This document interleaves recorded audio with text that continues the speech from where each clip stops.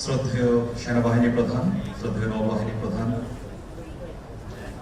শ্রদ্ধেয় অন্যান্য অবসরপ্রাপ্ত ঊর্ধ্বতন সামরিক কর্মকর্তাগণ,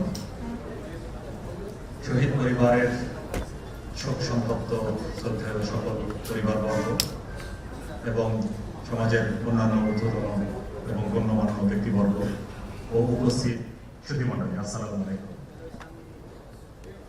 আমার এখানে কথা বলার পরিকল্পনা ছিল না, বাট উপস্থিত ভাবেই যেহেতু আমাকে বলা হয়েছে এবং বর্তমানে বিজিবির বর্ডার বাংলাদেশের মহাপরিচালক হিসেবে আমি অত্যন্ত সম্মানিত বোধ করছি যে এই ধরনের শোকাবহ এবং গুরুত্বপূর্ণ একটি দিবসের জাতীয় শহীদ সেনা দিবস হিসেবে ঘোষণা হওয়ার পরে আমি কথা বলার সুযোগ পেয়েছি। তো অতি সংক্ষিপ্তভাবেই আমি বলার চেষ্টা করব।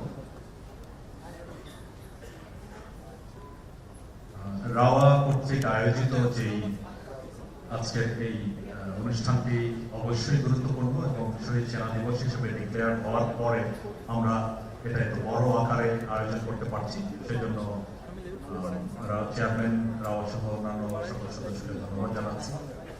আর বর্ডার বাংলাদেশের দুটি কথা বলতে চাচ্ছি যে আমরা পিলখানাতে প্রতি বছরই এই দিবসে 25 তারিখে আমরা বাদ আসরের একটি মিলাদ অনুষ্ঠান আয়োজন করে থাকি, যাতে আমরা সবাইকে সবাইকে অনুরোধ করি এবং শহীদ পরিবারের সবাইকেও অনুরোধ করা হয়েছে। আপনারা যারা উপস্থিত থাকতে পারবেন আমরা সেটা পালন করে মিলাদ করে আমরা বিদেহী আত্মা শহীদ সকল আত্মার জন্য দোয়া কামনা করব।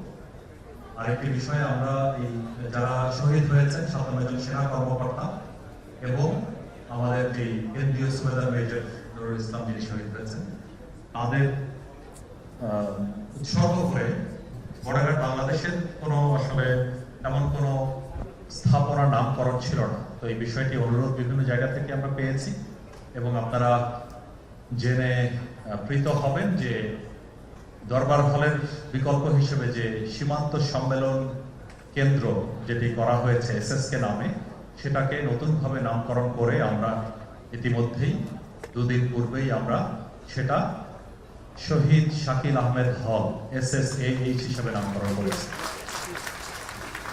এবং একই সাথে অবশিষ্ট 56 জনের জন্য আমরা নামকরণ করব।